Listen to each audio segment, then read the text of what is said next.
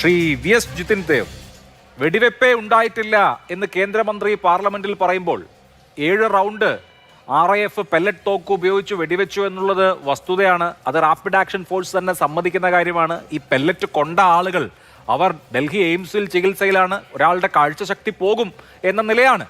എന്നിട്ടും തോക്ക് ഉപയോഗിച്ചില്ല എന്നെങ്ങനെ പറയാൻ സാധിക്കുന്നു?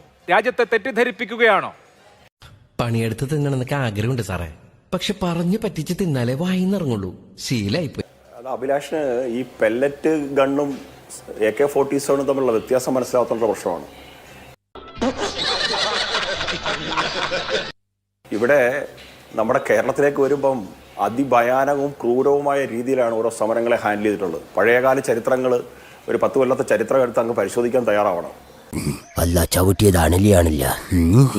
എന്തുമാത്രം അതിക്രമങ്ങളാണ് കുട്ടികൾക്ക് നേരെ നടത്തിയിട്ടുള്ളത്. അത് ഏത് രാഷ്ട്രീയ പാർട്ടിയുടെ അല്ലെങ്കിൽ ഏത് വിദ്യാർത്ഥി സംഘടനയുടെ പ്രതികളായിക്കോട്ടെ.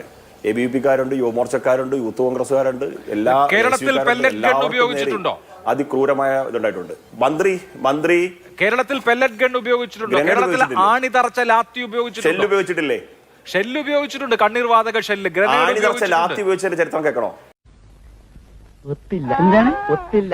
ആണിതറച്ച ലാത്തി കേരളത്തിൽ ഗ്രനേഡ് ഉപയോഗിച്ചിട്ടുണ്ട്. പെല്ലറ്റ് ഗൺ ഉപയോഗിച്ചിട്ടുണ്ടോ? പോലീസുകാർ അടിക്കാൻ ഇറങ്ങിയിട്ടുണ്ട്.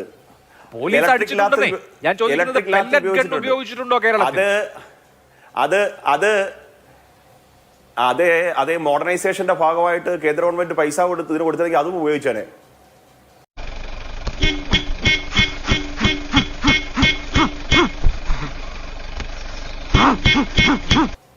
കയ്യിലില്ല.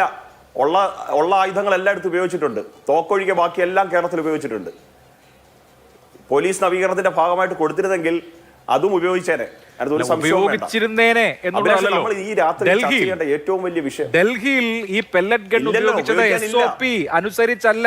SOP സ്റ്റാൻഡേർഡ് ഓപ്പറേറ്റിംഗ് പ്രൊസീജിയർ പാലിച്ചില്ല എന്ന് RAF-ന്റെ ഉയർന്ന ഉദ്യോഗസ്ഥർക്ക് തന്നെ അഭിപ്രായമുണ്ട്. RAF-ന്റെ മേധാവി ഈ കാര്യം അവരുടെ കേഡേഴ്സിനോട് വ്യക്തമായി പറഞ്ഞതുമാണ്. എല്ലാവരോടും എനിക്കൊന്നേ പറയാനുള്ളൂ, ഇതൊരു മഹാസംഭവമാണ്. അപ്പൊ തോന്നുന്നത് പോലെ പെല്ലറ്റ് ഗൺ ഉപയോഗിച്ച് വിദ്യാർത്ഥികളെ വെടിവെക്കാൻ ആരവർക്ക് ഉത്തരവ് കൊടുത്തു? ആരവർക്ക് നിർദ്ദേശം കൊടുത്തു? ആരാണ് അതിന്റെ ഉത്തരവാദി? അതാണ് ഇന്ന് പാർലമെന്റിൽ ഉയർന്ന ചോദ്യം. അതിൽ രാഹുൽ ഗാന്ധി വളരെ കൃത്യമായി ചില കാര്യങ്ങൾ പറഞ്ഞല്ലോ.